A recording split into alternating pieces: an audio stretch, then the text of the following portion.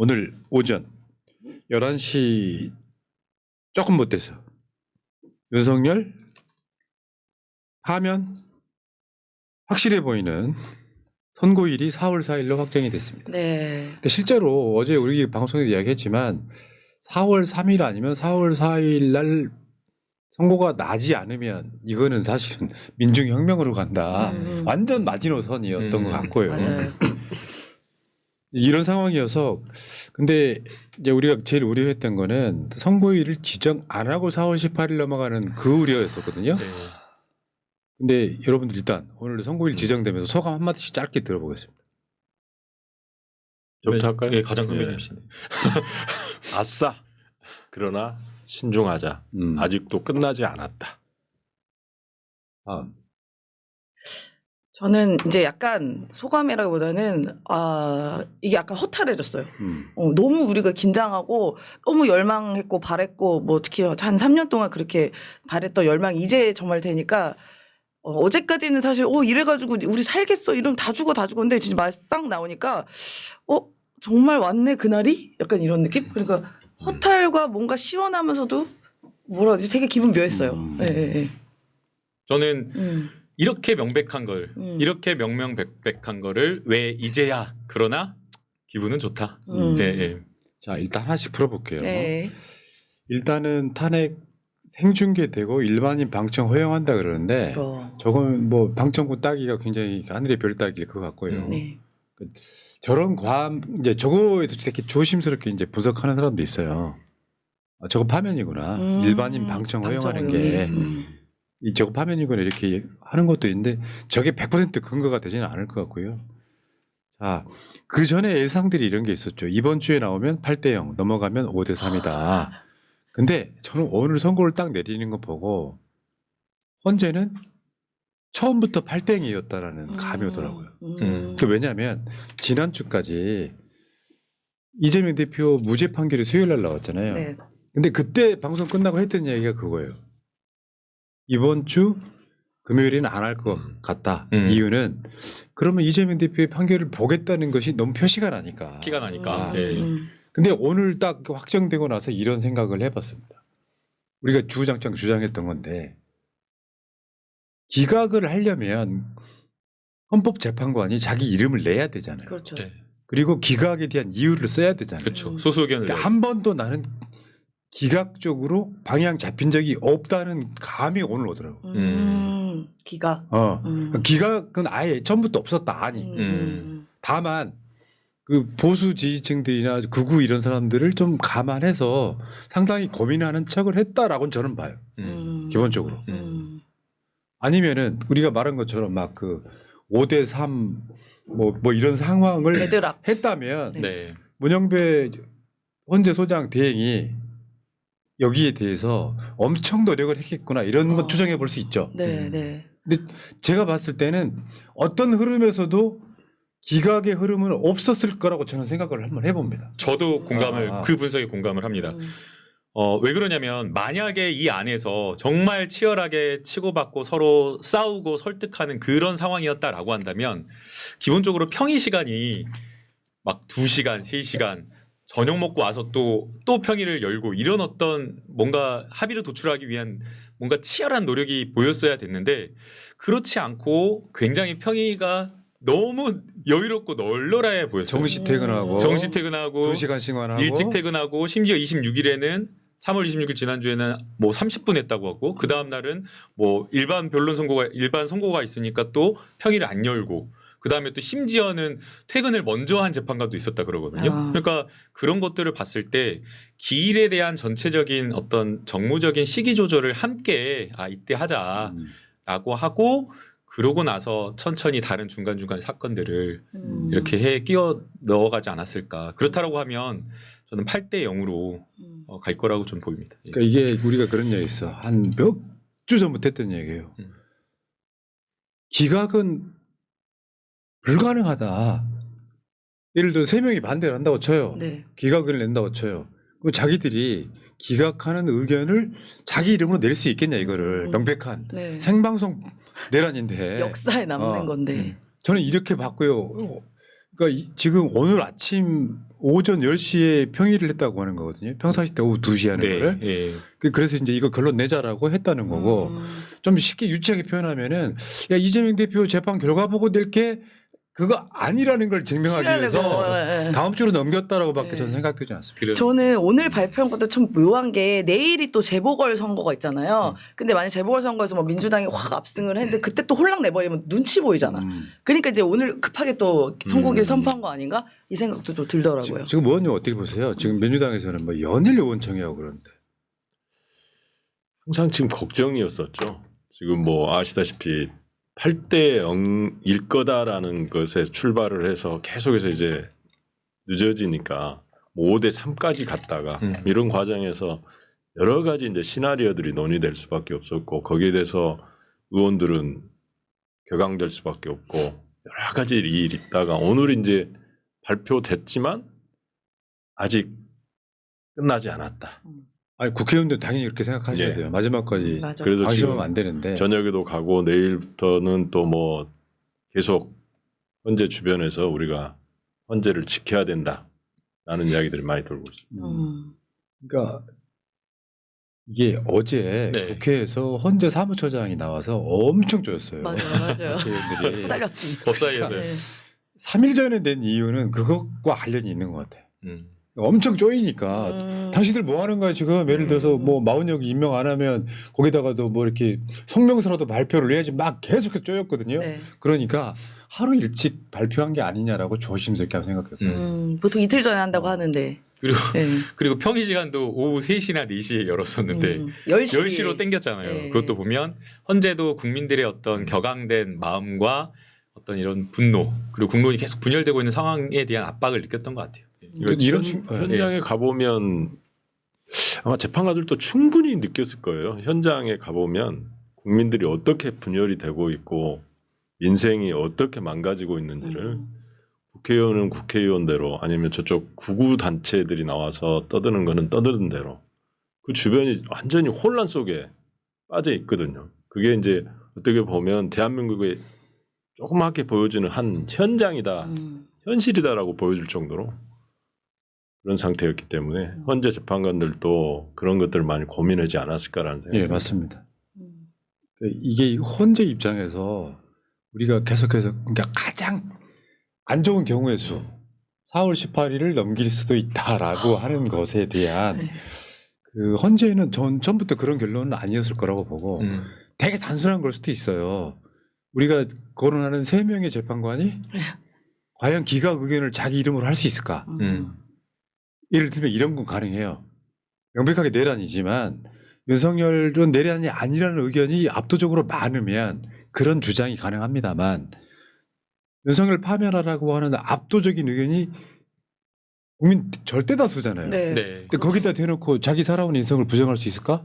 나는 불가능하다고 봐요. 예를 들면 김남국 헌법재판관이 네. 나는 기각일세 하고 자기 이름 걸고 할 수 있겠냐고. 절대 못하죠. 그 말은 곧 나는 윤석열과 똑같은 수준의 정신 세계를 가지고 있다. 이거를 역사에 박제하는 건데 어떻게 그렇게 하겠어요? 그러니까 불가능하죠. 그거는 저 네. 김남국 전 의원이니까 가능한 이야기가 아닐까요? 아. 그렇지 않은 법조인들도 많이 있는 것 같고 우리 지금 예. 엘리트 사회가 그렇게 건전한 것 같지는 않아요. 이번 맞습니다. 내란 사태로 드러난 거 보면 모든 엘리트라고 하는 사람들이 그렇게 건전한 사고를 하고 있는 것 같지는 않다. 제가 하긴- 부끄럽지만 제가 예. 충격을 받았지만 서울대학교 로스쿨의 석좌 교수까지 하시는 굉장히 그 원로 교수님께서 내란을 옹호하고 나서고 아이고야. 제가 중앙대를 나왔는데 이재명 대표님도 중앙대를 나왔는데 중앙대 로스쿨의 헌법 교수님이 가장 먼저 내란은 탄핵 대상이 아니다는 식으로 엄마야. 말을 해서 국회에서 윤상현 의원이 그걸 인용해다 쓰고 또 심지어는 저랑 막걸리도 엄청 많이 먹었던 로스쿨 교수님, 법대 교수님인데 은사님이신데 네. 그 막 국회에서 증언하면서 내란죄 성립에 대해서 윤석열 측의 편을 드는 그런 증언을 하시더라고요. 그래갖고 이게 정상인가 그런 생각이 들 정도. 아니 근데 사실 이 윤석열 편을 들어주려면 이 법에 나와 있는 그걸 넘어서서 어떻게 보면 노벨 문학상도 받아야 되는 수준으로 이걸 창조해야 된다고 하는데 그걸 어떻게 그런 말을 할 창조하시더라고요. 수가 있죠? 창조를 네. 해서 이게 제가 뭐 저는 이제 법을 전공한 건 아니고 뭐 공무원 되려고 이제 몇 가지만 봤지만 그때 보면 이제 여러 가지 항상 설이 나뉘어요. 어떤 거에 대해서는. 그걸 가지고 이제 해석을 다양하게 하는데 이번 내란 사태도 그런 것 같아요. 그거 가지고 이제 이 율사라고 하시는 분들이 다 자기 입장에서 분석을 하는 거였거든요. 그래서 국민들은 더 혼란스럽죠, 사실은. 답이 딱 정해져서 이렇게 갑니다라고 하면 덜 혼란스러울 텐데 이것도 기고 이것도 길 수 있습니다라고 이야기를 하니까 계속 그것도 전문가라고 하는 분들이 나와서 이게 저는 더 혼란스러웠던 것 같아요. 너무 충격적이었어요. 아, 근데 예. 죄송하지만 예. 김남국 변호사한테 죄송하지만 예. 나는 법조인들을 아래로 봅니다. 저도 법조인들 아래로 봅니다.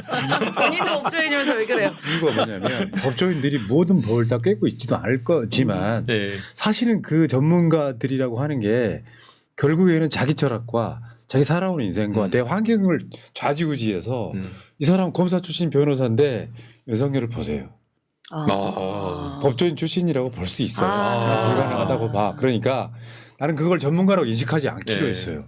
뭐 법조문 몇 개 한다고 전문가입니까? 여기서 윤석열을 법조인으로 친한 것 자체가 법조인들한테는 굉장히 모욕적이다. 모욕적인 이야기가 될 수 있습니다. 모욕적이다. 충격적입니다. 네. 모욕적이다. 그러니까 윤석열은 저렇게 된 이유가 이제 여러 가지 있을 수도 있을 것 같은데 혼자 막 생각해 보면 네. 윤석열은 김건희가 이제 가스라이팅을 심하게 한 거죠. 아. 너 대통령인데 이것도 못해? 내가 앞에 이제 뺐겠죠. 내가 너 총장도 만들어주고 대통령도 만들어줬는데 대통령이 돼가지고 이 정도 못해? 라고 하는 계속된 이 가스라이팅. 그다음에 스스로 이제 검찰총장까지 오면서 스스로 계속 마음을 먹은 거죠. 나는 대통령의 거의 왕에 근접하는 사람이다라고 하는 계속 자기 세뇌가 있었을 것 같아요. 실제로 네. 그런 네. 것들이 있죠. 손바닥에 왕 쓴 게 대부분이고 최근에 나온 그 증언들에 의하면 윤석열이 감옥에 있을 때 검식하는 경호관이 있었다고 해요. 그러니까 감옥에서 그러니까 소위 말하는 조선시대의 김이상국 같은 역할을 누가 경호관이 경호관이 와서 음식 다 먹어보고 이랬다는 거잖아요. 그러니까 그거는 완전한 황제의식 아니면 어떻게 그런 생각을 합니까? 시키니까 한 거죠. 박근혜 때 생각나네. 네. 박근혜 대통령이 어디 전기가 변기를 뜯어다가 이런 거를 설치해가지고 다녔다라고 하는 그게 떠오르는데 윤석열 이번에 탄핵을 보면서 또 하나 저희가 법조 카르텔에 대해서 한번 생각을 해보게 되는 것 같아요. 저희가 지금까지는 검찰개혁에 대한 그런 것들을 되게 많이 주장을 했었는데 검찰개혁 못지않게 사법개혁도 더 필요한 것 같아요. 지금 이번에 느끼면서 너무나 명확하게 명징하게 탄핵이 돼야 될 사안인데도 불구하고 법조인 몇 명이 이 탄핵을 좌지우지하고 그리고 또 그들만의 카르텔을 막 다 만들고 형성해가지고 땡겨주고 끌어주고 해가지고 심지어 이런 것까지 구부려서 판단을 하는 것 아니냐라는 우려가 있기 때문에 뭐 선출된 민주적인 어떤 권력을 가지지 못한 이 사법부에 대한 개혁도 차제의 다음 정권에서는 함께 좀 고민해볼 문제인 것 같아요. 이게 딜레이 되면서 국민들의 분노가 높아져서 네. 다음 차기 정권이 검찰 개혁 같은 건 안 할 수가 없는 상태로까지 사실은 역사라는 게 그런 거잖아요. 네. 어떤 결정에 대한 반대가 생기면서 이게 역사가 계속 반복되는데 어떻게 보면 좋게 해석하면 확실하게 개혁해라라고 하는 명분을 그들이 줬다 이렇게 보는 것 같고요. 아까 그 법조인 이야기하면 네. 윤석열의 변호인들 보면 정상으로 보이시더라고요. 윤석열의 문제가 아니라 네. 그러니까 그 사람들이 갖고 있는 생각이 어떻게 보면 자기 자신의 어떤 법조인으로서의 권위를 자기들이 떨어뜨린 거잖아요. 저는 그 윤석열이 형사재판 가고 이러는 거 그런 얘기 많이 했잖아요. 국선 쓰라고. 누가 이 사람 변호하겠냐 해도 네. 분위기가 막 달아오르기 시작하니까 누군가가 권력에 아부하기 위해서 그러다가 망하는 거예요. 그러니까 거기서 막 개몽된 사람도 있고 그러잖아요. 거기 김계리 가보면. 변호사? 네. 네. 개몽된 사람도 있고 네. 세뇌된 사람도 있고 그러니까 윤석열이 워낙 그냥 우리가 평가할 수 없는 그냥 패급이다 보니까 그 패급 옆엔 패급들만 다 모여 있는 것 같더라고요. 저는 그런 생각이 들었습니다. 이게 지금 주심이 정영식이고 정영식이는 윤석열이 임명한 사람이고 근데 주심은 뭐 하냐면요. 판결문을 써요. 그 사람이 쓰는 거고 전체를 리드하는 건 헌재 소장 또는 권한대행이 하는 거거든요. 그러니까 이 결정은 문영배 권한대행이 했다고 보시면 되고 기각되는 날을 잡았을 가능성은 없다고 봐요. 차라리 만약에 이게 기각 상황이라 그러면 문영배는 4월 18일 날 퇴임할 거라고 보는 상황이라서 저는 이게 아니 7대 1이나 6대 2가 아니라 8대 0 확신하는 이유가 그런 것들이에요. 네. 그러니까 계속해서 지금 한 달 이상을 마음속으로 뭐 소가리를 해왔잖아요. 아 처음부터 헌재에서는 8대 0 이견이 없었겠구나라는 생각을 할 수밖에 없는 오늘 결정이었다. 네. 좀 그렇게 봅니다. 네. 다만 이재명 대표의 선고를 분명히 봤다. 이건 확실하다. 그러니까 이제 헌법재판관쯤 하신 분들이 한 30년 가까이 법조 생활을 하신 거잖아요. 네. 그렇게 해서 자기 이론을 구축해 놓으신 분들인데 그걸 한순간에 뭐 이렇게 깨기는 쉽지 않을 것 같고 다만 아까 이야기하신 우리 저 윤석열의 이제 변호인들의 이제 수준을 보면 그래도 한 가지는 좀 인정해 줄 만하지 않습니까? 의리가 있다. 의리가 있다. 아니 그 의리 없어질 것 같은데 그 아니 신랑 조폭의 의리 지금. 네. 그 의리 맞아요. 나중에 이제 모른 척하고 손절할 것 같은데 가장 먼저. 아니 저는 이 날이 좀 참 오묘했어요. 4월 4일이라는 날짜가 4월 4일 11시 이거 관련해서 막 여러 패러디들도 나오고 이러는데 저쪽이 하도 저러다 보니까 이제 우리도 이런 쪽을 생각해 볼 수밖에 없는 게 이제 명리학은 미신이 아닙니다. 명리학 학문이잖아요. 그 명리학을 전공하신 분이 그러니까 4월 4일 11시를 윤석열 사주로 풀었더라고요. 그날이 윤석열한테 흉하고 형살로 형벌 받는 형국의 흉한 날. 뭐 이렇게 나왔다고 하더라고요. 네. 아, 명리학자가 예, 4월 4일 11시를 흉한 날이다. 11시 있잖아요. 11시. 11시. 11시를 한자로 쓰면 또 왕자더라고. 이렇게 11시. 아 그래서 아. 왕을 4월 4일날 죽인다 그 말이네요. 죽인다. 정말 별 유치한 생각도 하고 있습니다. 또 오늘 어떤 댓글에는 사탄을 죽이는 날이요. 4월 4일. 또 그게 나와요. 전원 4월 일치를 4일이 또 네. 뭐 12월 3일 이후로 123일 만에 네. 아 맞아요. 1, 2, 그것도 3. 봤어요. 네. 12.3 개엄. 네 맞아요. 그것도 봤어요. 1, 2, 3. 근데 그리고 4월 그러니까 4 더하기 4 더하기 1, 1 하면 10. 윤석열 수감번호. 예. 별게 다 나오고. 자, 근데 이제 전원일치를 예상하는 이유는 다시 한 번 말씀드리는데 저한테 악플 달지 마세요. 내가 전원일치를 예상하든 7대 1을 예상하든 저한테 아무 의미가 없어요. 무슨 말이냐면 왜 전원일치인지 보통 분들이 이해를 못 하셔서 그런 거예요. 나는 반대할 수 있어. 김목형이든 정영식이든 조한창이든. 근데 절대 다수설에 의해서 내가 윤석열 탄핵을 반대하지만 기각의견이지만 내 목소리를 못 내는 거예요. 그래서 다수 목소리 붙여가는 거라고. 차마 나는 윤석열을 탄핵은 못 시키겠지만 어쩔 수 없다. 그래서 전원일치를 내는 거거든요. 네. 이 과정에서 제가 다시 한 번 말씀드리지만 조한창이든 김복형이든 정영식이든 내가 계속 드려온 말씀이에요. 그러니까 말도 안 되는 보수 세력에 붙어있는 자들 있죠. 네. 그 사람들을 저는 역사적으로 기회주의자라고 보는 거예요. 내 양심과 가치 없이 내 기득권 속에 얽혀 있는 거야. 이 사람들이 윤석열이가 아니라 윤석열 할아버지라도 이 사람들이 자기가 살아온 인생을 부정당하는 상황이에요. 내가 의견을 내면. 그러니까 못 이기는 척하고 안창호가 후일담으로 나왔잖아요. 박근혜 파면할 때 유일하게 반대했다며. 지금 인권위원장. 예. 후일담으로 몇 년 후에 안창호가 반대했다고 나오잖아요. 그러니까 나는 반대했지만 기본적으로 다수 의견에 국민의 뜻에 따라가는 거야 라고 보수 세력의 어떤 공격이나 비판을 그런 방식으로 모면하는 거예요. 근데 저는 그런 과정에서 만약에 기각이면 저는 문영배 소장이 날짜 못 잡았다고 저는 확신합니다. 그렇죠. 네. 만약 문영배 소장 입장이라고 한다면 기각이 나올 상황이었다라고 하면 기일을 좀 임기 이후로 넘기더라도 가능성을 기각하지 않고 가능성을 열어두는 방향이 좋다라고 판단했을 가능성이 높기 때문에 이번에는 좀 인용 가능성이 높다고 보고요. 만일에 하나 보수적인 어떤 성향의 그런 어떤 재판관들이 다른 생각을 가졌다라고 한다면 인용으로 가되 인용은 인용이되 동의는 하되 별개의 의견으로 사실인정이라든가 절차적인 부분에 대해서 사족을 다루는 방향으로 갈 수는 있겠지만 소심하게. 예, 소심하게 한 줄 뾰롱. 예, 뾰록 그렇게 그런 정도는 하겠지만 완전히 기각이나 각하로 가기는 좀 어렵지 않을까라는 네. 생각이 듭니다. 예. 이게 말씀하세요. 이게 참 우리 지금 12월 3일부터 해서 계속 우리가 상상을 뛰어넘는 이변의 연속이었잖아요. 네. 그래서 이 현재 최종 판결도 이변이 없을까 라는 거를 고민해봐야 되는 거예요. 우리는 지금 저희 의원님이 무섭다. 무서워. 끔찍해. 이민 가야 돼. 이민 가야 돼. 진짜 무서워요. 그 어떤 옵션이 있는지는 모르겠어요. 이 법률가들이 가지고 있는 옵션이 너무 다양하더라고. 이번에 이렇게 지켜보니까 판결문에 어떻게 쓸지 사실은 형사재판으로 계속 진행되고 있는 내란죄 부분도 있잖아요. 여기하고 어떤 연관성이 있게 또 어떻게 할지 어떤 상명력을 발휘해서 어떤 수단을 쓸지 사실 저는 굉장히 우려스럽고 걱정도 많이 됩니다. 그러니까 이게 다만 좀 말리고 싶은데. 인용은 될 거다. 인용은 될 인용될 거다. 거다. 인용은 될 거지만 다만. 그러니까 우리가 이런 네. 일 많이 해보면 나름대로 이렇게 몸에 막 수십 년 동안 체득된 촉이라는 게 있어요.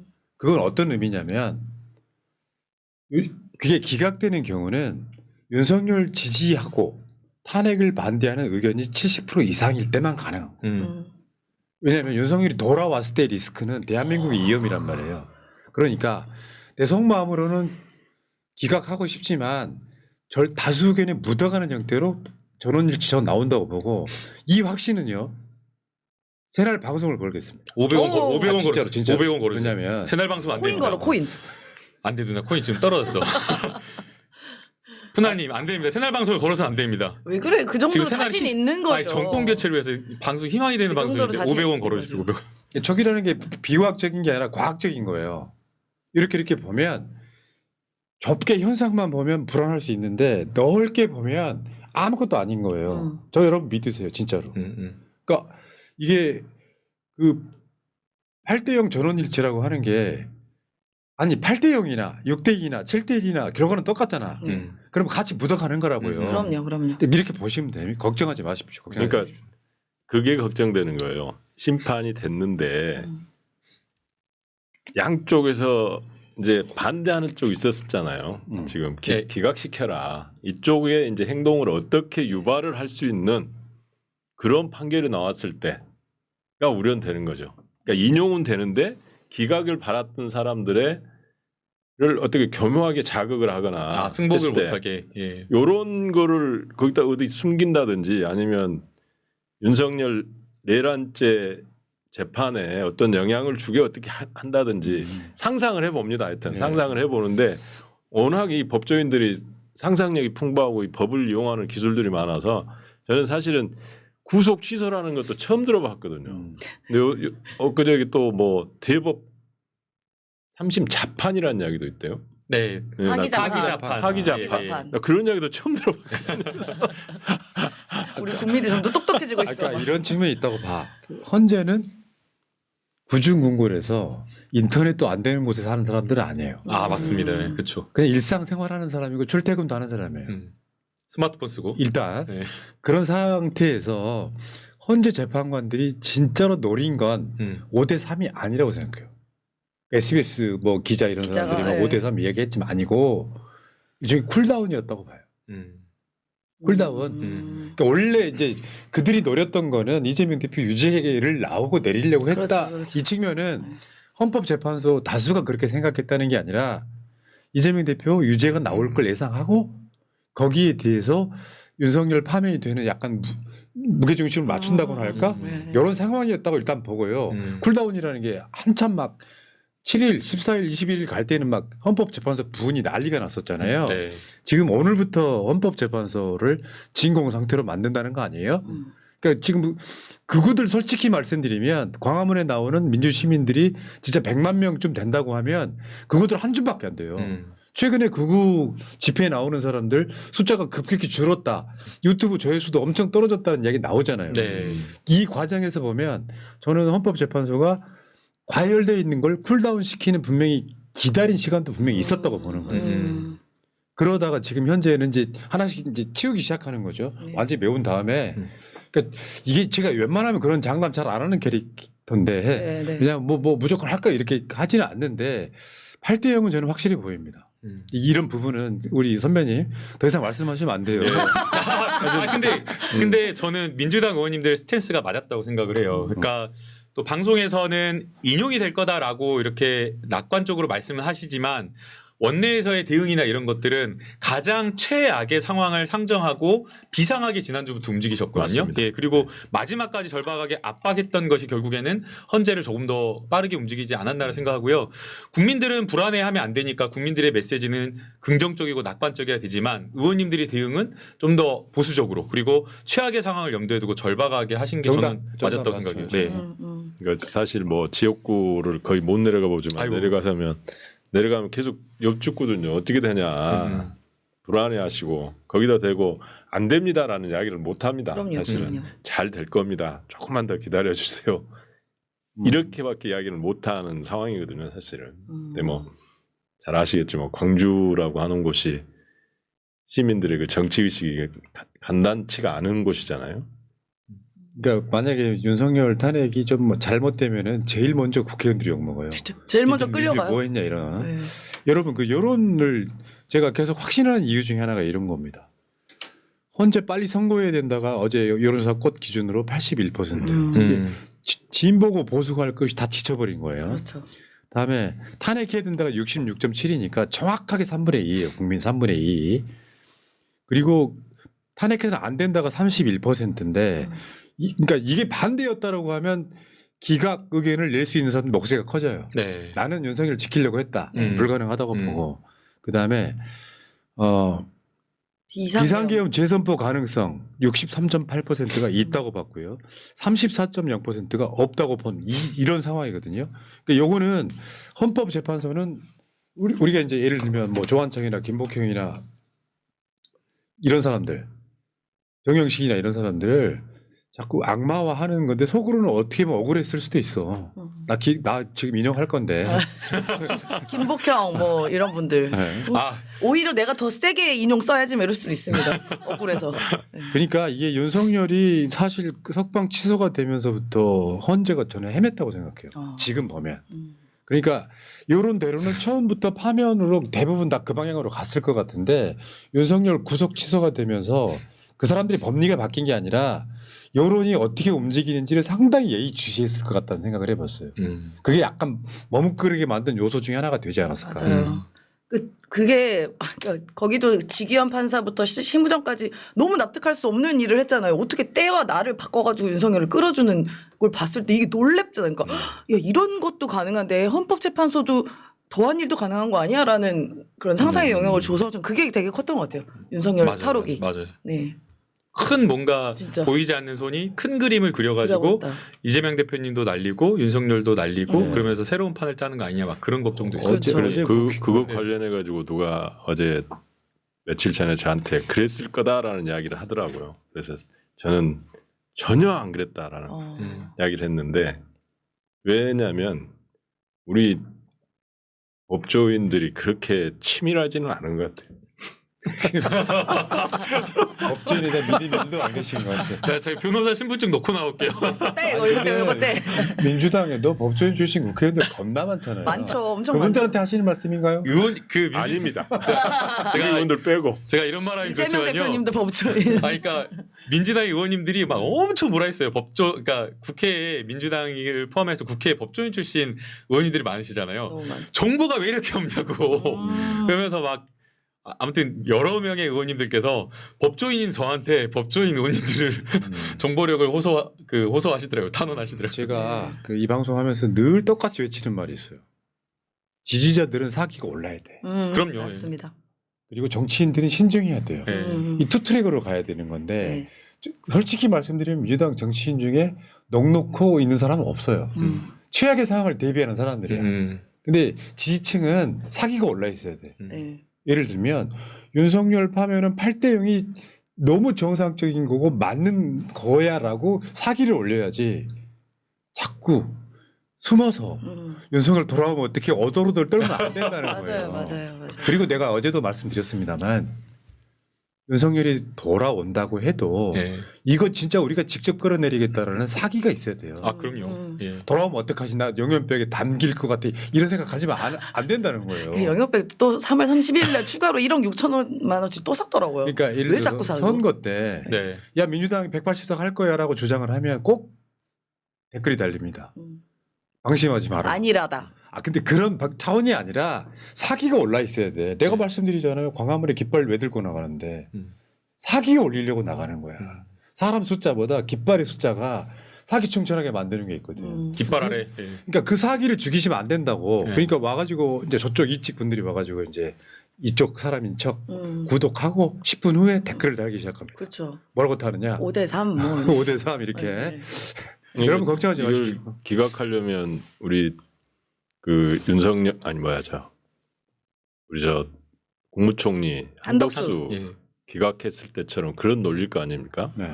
법은 위반했는데 중대하지 않더라. 뭐 이 정도인데 그래서 이렇게 저도 이렇게 저는 GPT를 많이 쓰는데 걔한테 물어봤어요. 야 어제 오늘 선고기일이 지정됐는데 너는 오. 어떻게 전망해? 그랬더니 걔가 그런 것도 아는군요. 그대로 읽어드리면 네. 헌법재판소는 이러한 헌법 및 법률 위반의 중대성을 고려하여 윤석열 대통령의 파면 결정은 내릴 가능성이 높습니다. 똑똑한 놈이네. 똑똑한 놈입니다. 똑똑하네. 웬만한 권성동보다 낫네요. 자, 좀 빨리 진행 한번 해봅시다. 뭐할 얘기가 많아서. 어제 저 헌법재판소 사무처장이 나와서 정말 굉장히 쪼였거든요. 네. 근데 사실 법리적으로 보면 이제 마은혁 뭐 임명한 건에 대해서 네. 답을 못할 정도로 쪼였어요. 헌재가 지금 뭐 하냐 그러면은 한덕수한테 임명하라고라도 성명이라도 내라 뭐 이렇게 계속 쪼였었는데 그래서 저는 하루 빨리 공지를 더 빨리 낸 게 아닐까라고 생각을 해보고요. 그다음에 국민의힘이 마은혁 임명하지 말라면서 문영배 이미선 후임 카드를 꺼냈다. 저건 무슨 말이냐면 지금 저희 문영배 이미선 재판관이 그만두는 게 18일이지 않습니까? 네. 문영배는 좌파니까 사퇴하고 그리고 한덕수 권한대행이 대통령 몫에 지명을 2명 하라 이런 식으로 주장을 하는 거예요. 저게 말이 돼요? 말도 안 되는 거죠. 아니, 불과 네. 3개월 전만 하더라도 3명의 헌법재판관 임명해야 된다고 할 때는 국민의힘에서 권한대행은 그럴 권한이 없다. 제한적으로 대통령의 권한을 행사해야 된다고 하면 안 된다고 그랬잖아요. 국민의힘. 그렇죠. 그렇죠. 근데 금방 싹 말을 바꿔가지고 또 저런 식으로 주장한다는 게. 그러니까 계속해서 이제 이게 안 되다 보니까 논리를 만든 것 같아요. 그러니까 네. 처음에는 그 저쪽 국힘당 쪽에서 보면 상황 판단을 그렇게 한 것 같아요. 윤석열은 복귀가 불가능. 딱 전제에서 계속 이제 전략을 펴오다가 최근에 들어와서 계속 현재에서 느려지니까 복귀할 수도 있겠네? 라는 전략으로 이제 가면서 그 전략을 계속 짠 거죠, 지금. 그 전략 쪽에 하나가 맞죠. 2명 임명하고 이렇게 하자라고 이렇게 진행이 된 것 같아요. 오늘 뭐 아침에 국힘당 대변인도 나와서 3명을 임명하자.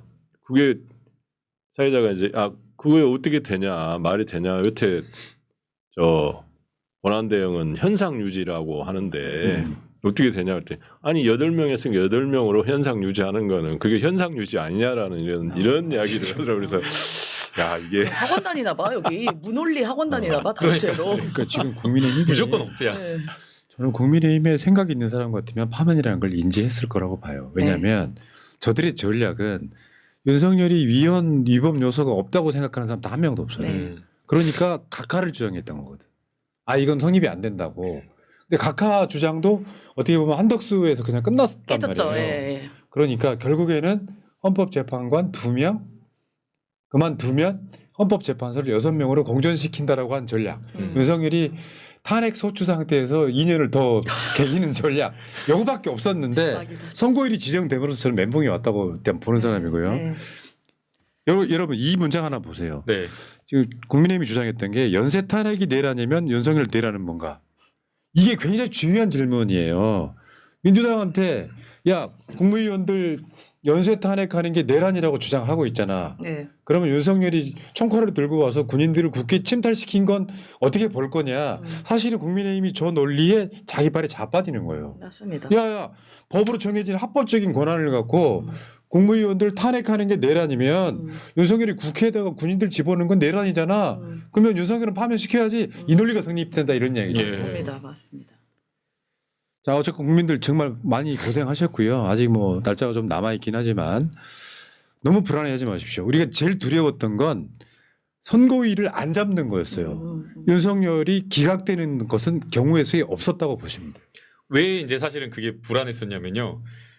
모든 방법을 고민하고 고민해도 사실은 헌재 압박하는 거 말고는 뾰족한 방법이 없었던 거예요. 저희가 어제 법사위에서 헌법재판관의 임기를 연장하는 법안을 소위에서 통과시키고 또 임명을 안 했을 때는 또 헌법재판관을 임명한 것으로 간주하는 여러 가지 헌법재판소법 개정안을 통과시켰지만 이게 다 사실은 의미가 없는 거였거든요. 그렇죠. 네, 그 기일을 넘겨버리면. 그래서 저희가 어떤 수가 없었기 때문에 뾰족한 수가 없었기 때문에 답답한 상황이었는데 다행히 하루 만에 오늘 잡혀가지고 정말 천만다행이었습니다. 제가 기본적으로 들떠서 방송하는 사람 아니거든요.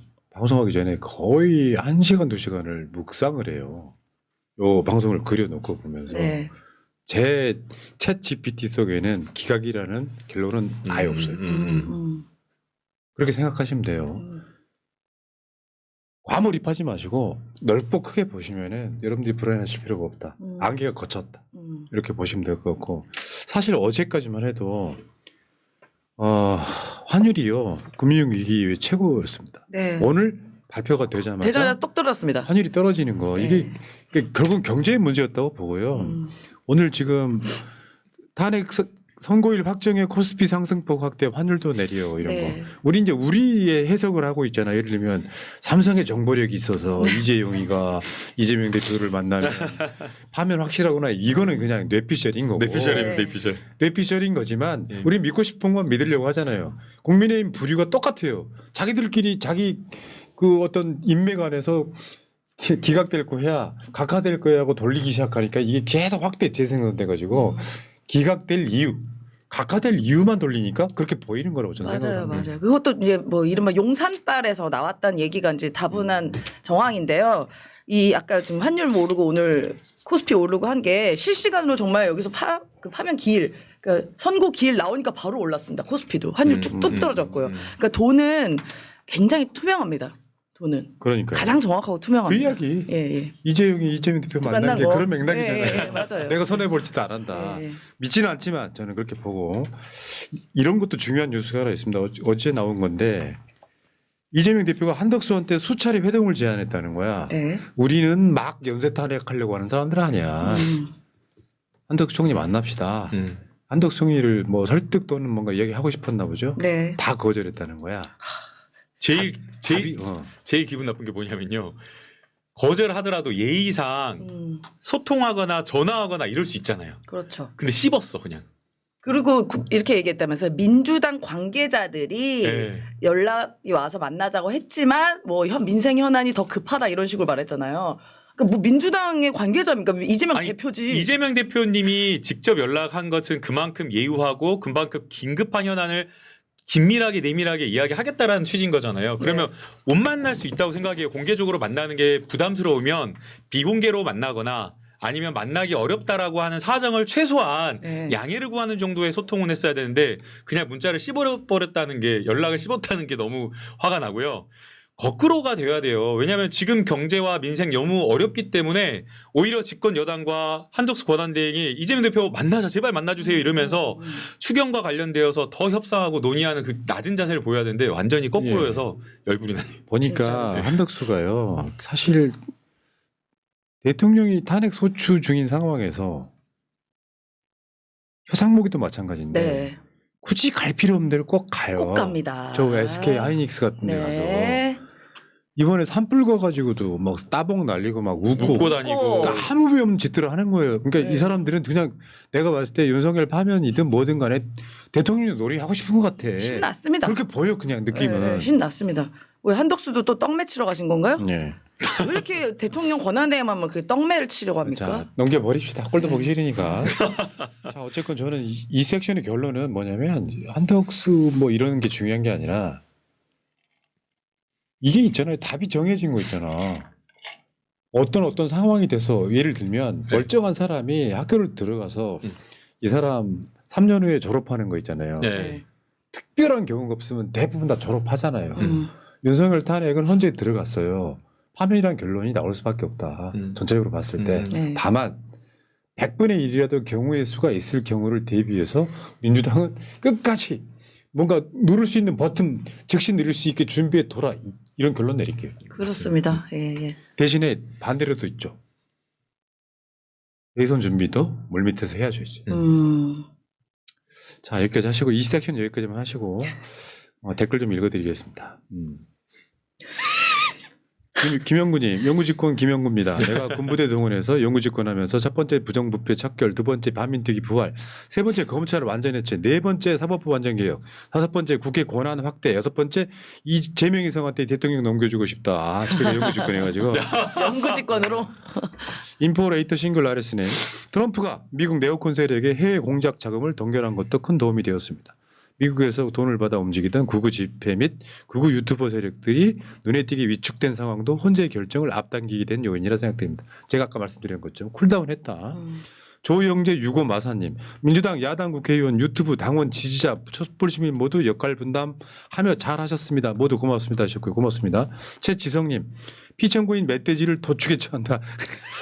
자 다음에 김병철님 출첵 드디어 4월 4일 성렬이 선고날입니다. 국경일로 정해야 할 듯. 새날 화이팅 민주당 화이팅 이재명 만세 임세현 파마도 잘 어울리고 이쁘다. 이분은 꼭 여기다가 자기 사심을 집어넣어요. 고맙습니다. 자. 김현철님. 네.